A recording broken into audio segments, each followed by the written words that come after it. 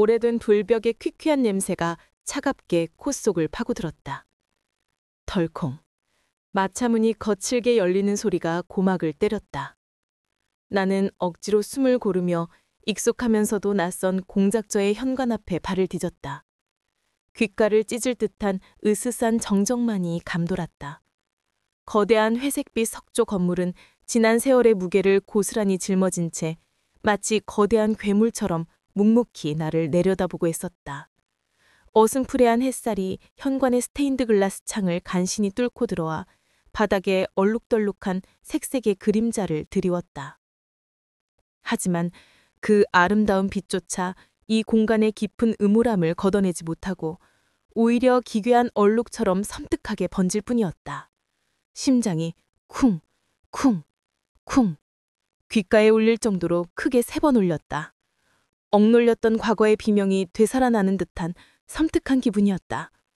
이곳은 내게는 지옥 그 자체였다. 공작 부인이라는 허울 좋은 이름 아래 나는 그저 투명인간처럼 존재했다. 그의 차가운 무관심과 얼어붙은 냉대 속에서 내 영혼은 서서히 시들어갔다.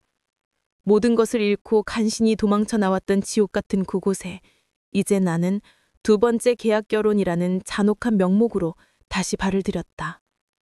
목구멍까지 차오르는 씁쓸한 감회에 숨이 막혔지만 동시에 얼음처럼 단단한 결심이 내 안에서 활활 타올랐다. 이번에는 기필코 다를 것이다. 나는 더 이상 그의 그림자 아래 흐느끼던 과거의 나약한 엘리아나가 아니었다.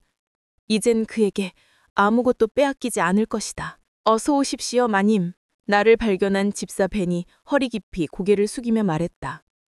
그의 목소리는 낮고 그러나 분명한 목소리였지만 희미한 경외심과 지난날의 기억이 스치는 듯한 복잡한 감정이 묘하게 뒤섞여 있었다.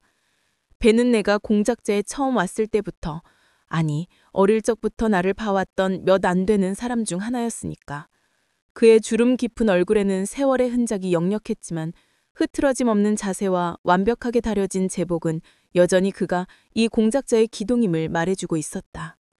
나는 그의 옅은 회색 눈동자를 똑바로 응시하며 턱끝으로 아주 미세하게 끄덕였다. 내 시선은 얼음처럼 냉담했지만 그 속에는 어떤 시련에도 결코 흔들리지 않겠다는 강철 같은 의지가 단단히 박혀 있었다. 오랜만이군요, 벤. 나는 굳게 닫힌 입술을 겨우 열어 나지막히 읊조렸다.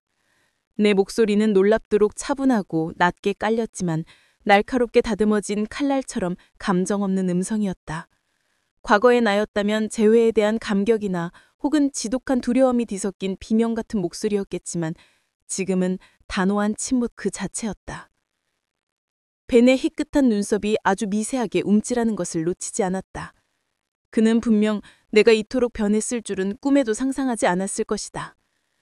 마님의 짐은 이미 준비된 방으로 옮겨두었습니다. 벤은 잠시 말을 멈추더니 조심스럽게 덧붙였다. 공장님의 지시로 예전 방이 아닌 서관의 객실을 마님 전용으로 마련했습니다. 서관이라. 나는 픽 하고 짧고 건조한 웃음을 터뜨렸다. 내 입술은 아주 미세하게 비틀어졌을 뿐이었다. 본관의 공작 부인 침실이 아닌 손님들이 머무는 서관이라니. 그는 내가 이 계약 결혼을 어떻게 받아들일지 그리고 그를 어떻게 대할지 정확히 꿰뚫어 보고 있었다. 나쁘지 않았다. 오히려 더 좋았다. 이곳은 더 이상 내 감옥이 아니었다. 그저 잠시 머무는 차갑고 텅 빈 숙소일 뿐이었다. 안내해 주십시오. 나는 망설이지 않고 발걸음을 옮기며 낮게 읊조렸다. 벤의 뒤를 따라 길고 긴 복도를 걸었다.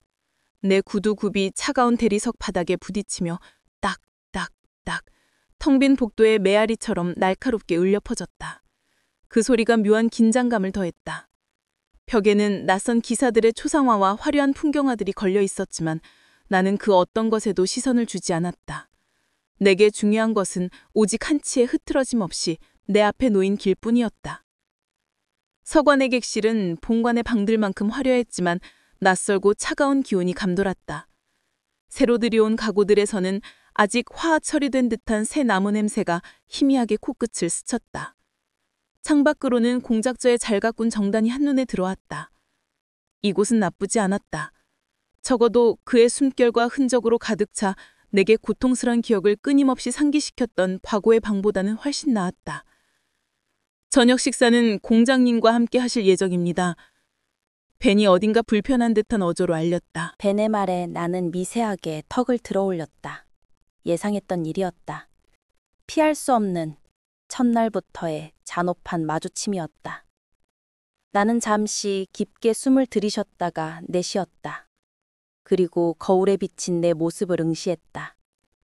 차분하게 정돈된 머리카락, 얼음처럼 흔들림 없는 눈빛, 흠잡을 데 없이 완벽하게 차려입은 드레스. 완벽한 가면이었다. 만찬장으로 향하는 길은 마치 과거로 돌아가는 시간처럼 멀고도 길게 느껴졌다. 차가운 대리석 바닥에 내 구두굽이 부딪히는 소리가 유난히 날카롭게 울려 퍼졌다. 또각, 또각. 그 소리는 텅 빈 공간을 가득 채우며 뼈아픈 침묵을 더욱 강조했다. 만찬장은 거대하고 화려했지만 언제나처럼 차가운 침묵이 무겁게 공간을 지배하고 있었다. 길고 거대한 테이블의 한가운데 카일렌 공작이 이미 얼어붙은 조각상처럼 자리에 앉아 있었다. 그의 메마른 얼굴과 깊어진 눈가의 그늘은 그가 지난 세월 동안 얼마나 메마른 고통 속에서 허덕였는지 짐작하게 했다. 그는 내가 만찬장 문을 열고 들어서는 것을 보자마자 마치 벼락 맞은 듯 자리에서 벌떡 일어섰다. 그리고 나를 향해 시선을 고정했다. 그의 눈빛은 고통으로 일그러진 듯했고 그 안에는 묘한 죄책감과 깊은 후회가 뒤섞여 아른거렸다. 엘리아나.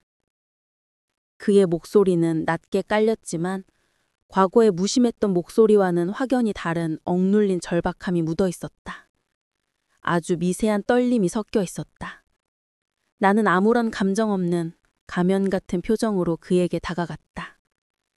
그가 내게 의자를 빼주자 나는 찰나의 망설임도 없이 조용히 자리에 앉았다.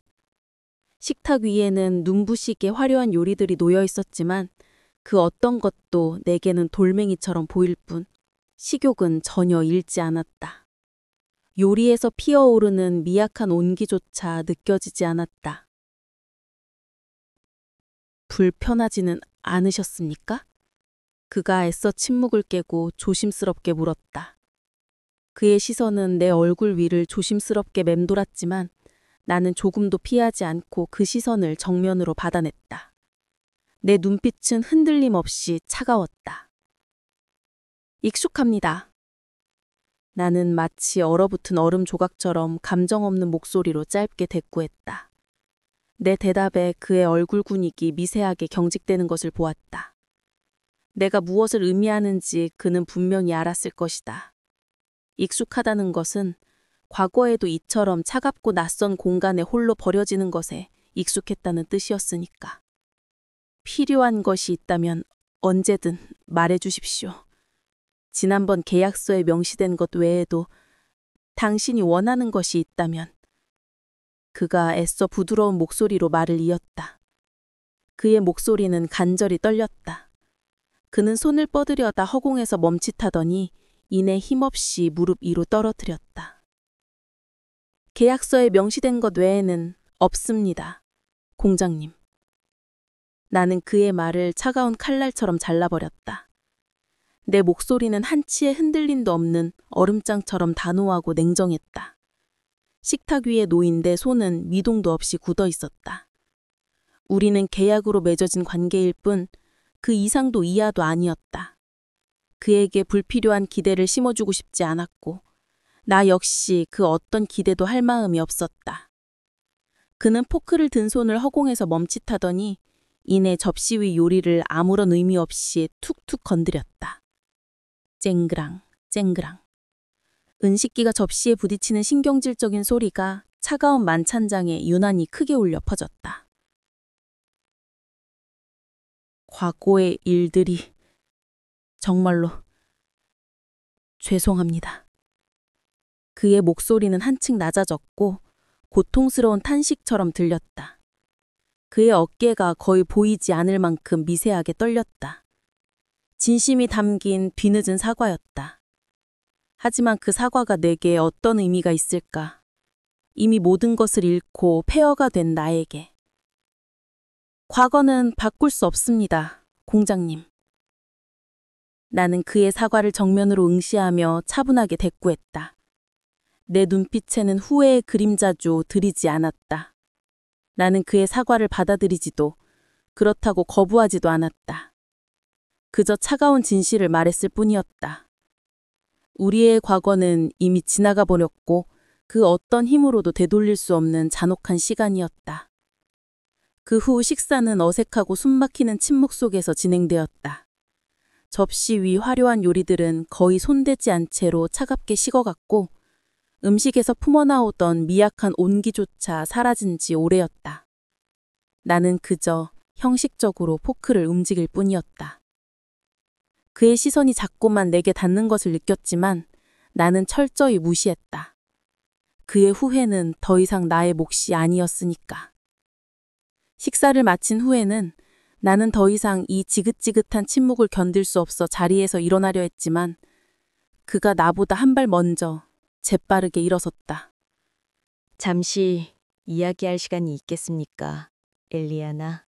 그의 목소리에는 이제 노골적인 간절함이 뚝뚝 묻어났다. 그의 손이 나를 향해 아주 미세하게 뻗어나왔다. 나는 찰나의 망설임을 보였다. 그의 간절함이 내게 어떤 의미가 있는지 알 수 없었다. 하지만 거절할 이유도 없었다. 어차피 이 계약은 그와 마주해야 하는 피할 수 없는 시간의 연속일 테니까. 말씀하십시오. 나는 굳은 표정으로 다시 자리에 앉았다. 내 등은 꼿꼿하게 펴져 있었다. 그는 내 앞자리에 앉지 않고 과거에는 우리가 함께 앉았을 법한 바로 내 옆자리의 의자를 끌어당겼다. 끼익. 낡은 의자가 바닥에 긁히는 소리가 신경을 거슬렸다. 그의 몸에서 희미한 나무향과 함께 알 수 없는 낯선 향수 냄새가 코끝을 스쳤다. 새로운 계약을 맺었지만 여전히 당신에게는 지울 수 없는 상처일 것이라는 걸 압니다. 그가 희미하게 떨리는 목소리로 천천히 말을 이었다. 하지만 이번 계약은 과거와는 다릅니다. 당신이 원하는 모든 것을 들어주고 싶습니다. 당신의 행복을 위해 내가 할 수 있는 모든 것을 다할 생각입니다. 그의 시선은 내 손에 닿았다가 다시 내 얼굴로 옮겨갔다. 행복이요? 나는 그의 말을 끊고 싸늘한 냉소를 흘렸다. 내 입술은 비웃음으로 차갑게 비틀어졌다. 공장님께서 제게 행복을 주겠다고 말씀하시는군요. 저를 투명인간 취급하고 제가 어떤 고통 속에서 허덕이는지 알면서도 외면했던 분이 말이죠. 내 목소리에는 억눌렸던 분노와 비통함이 날카로운 칼날처럼 배어 있었다. 마지막 단어는 숨막히는 분노로 인해 아주 미세하게 떨렸다. 내 입에서 터져나온 얼음처럼 차가운 말에 그의 얼굴은 순식간에 새파랗게 질렸다. 그는 아무 말도 하지 못하고 그저 나를 멍하니 응시할 뿐이었다. 그 눈빛 속에는 깊은 죄책감과 후회가 뒤섞여 갈 곳을 잃고 헤매는 듯했다. 제가 이 계약을 받아들인 이유는 단 하나입니다. 제게 필요한 것이 있기 때문이죠. 공장님의 얄팍한 후회나 값싼 동정 따위가 아닙니다. 그러니 그런 감상적인 말은 삼가 주십시오. 나는 단호하게 못 박았다. 내 시선은 그의 흔들리는 눈동자를 꿰뚫었다. 나는 미련 없이 자리에서 일어섰다. 더 이상 그와 이런 감정 소모적인 대화를 이어가고 싶지 않았다. 감정이 격해지는 것은 내게 아무런 도움이 되지 않는다는 것을 잘 알고 있었다. 엘리아나, 잠시만요. 그가 다급하게 내 이름을 불렀다. 그가 다급하게 내 손목을 붙잡았다.